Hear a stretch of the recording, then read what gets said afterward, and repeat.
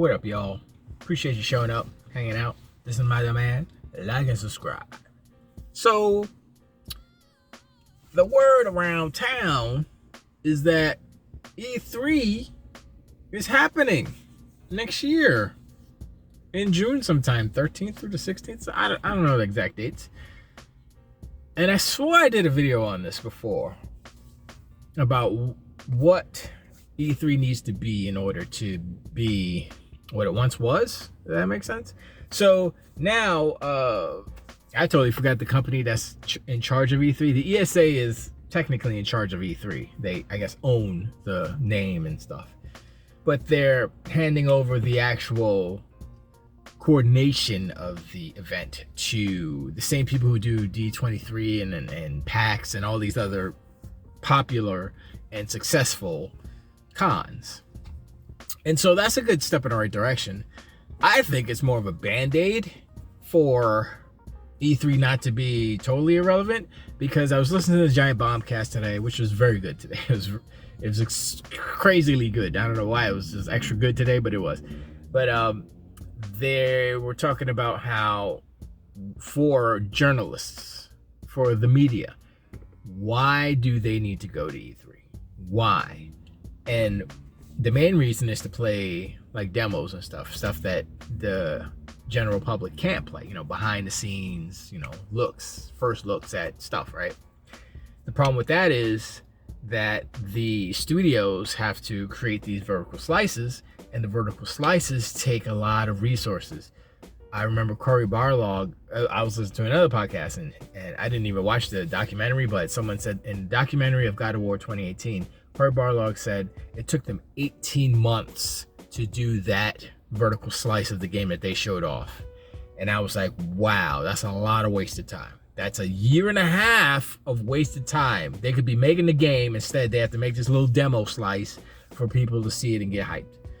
So that's the conundrum. That's where it's like, okay, should the studio waste a year making this little thing?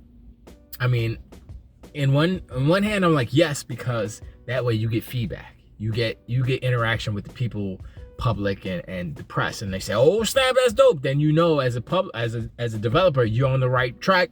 Let's go, feature content, feature complete. Let's go to that. Let's just keep it moving. But if you put out a demo and it's hot trash garbage and people are like, nah, that ain't it, then you be like, okay, well, we got to fix something.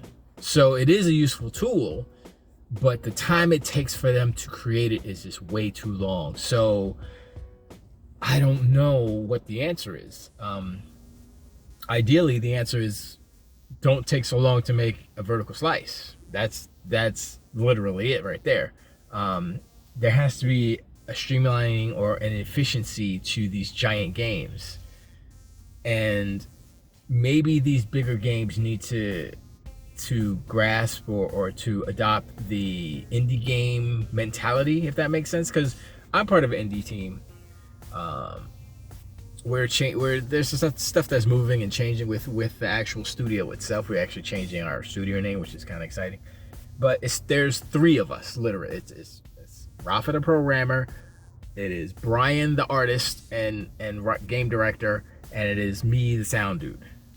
So, and I understand, like, say if there was like, okay, we're gonna make a vertical slice. All that is the game. Just not all of the game. That's what a vertical slice is. The vertical slice is game complete. This little portion, everything in this little portion of the game is done for the most part. And so it is the game working. And then past that, if you want a complete game, then you say, okay, we have to add these levels and we have to add this dialogue, or, it depends, whatever, if it's story based and stuff. So depending on the game, of course. So, it's tough, for us to do it. It would take a lot because there's only three of us. But it's like making a little mini game, basically, and then, like I said, to have the complete, version 1 release, then it's just like, okay, how long is this game, blah, blah, blah, and then we'll figure out all that stuff. But anyway, E3. So whatever pop or whatever the people are putting it on this year, sure, it'll be okay. It'll be fine, whatever. It sounds like it's getting back to what it needs to be. But I still argue that it should be different. Now, this is what it should be. I know I did a video on this. I think I did a video on this before. If I haven't done a video on this before, then it's good. If I have, apologies, I'm doing it again. Anyway, so they need, okay, why do people gather to places? Like, why do they say, oh, I want to go to blah, blah, right? There has to be a reason. They said this in the Giant Bomb. There has to be a reason for, not even, I mean, just say people in general want to go to a place because why, right? Because of blank. Now, if you take video games, if you take what E3 is, which is basically just conference spaces, and they put stuff together and say, okay, we're gonna have meetings here, and then we're gonna have public stuff here, blah, blah, blah, right? You just need a space, a building with AC in it, basically. So, what they should do, and this is not unattainable, this is very attainable, and I don't know why no one has done this. I think Rook, with his Game Nation, he was close, but I think he was a little ahead of his time. So this is what they should do. This is what the ESA should do. I mean, whatever pop, whoever, Game Pop, I don't even know what they're called, they can still be in charge of it, but this is what it should be. Either Universal or Disney. I'm gonna say those two. I'm probably leaning closer to Universal because they don't have, I don't think they have a game arm, a publishing arm, so they have less, I would say, less conflict of interest.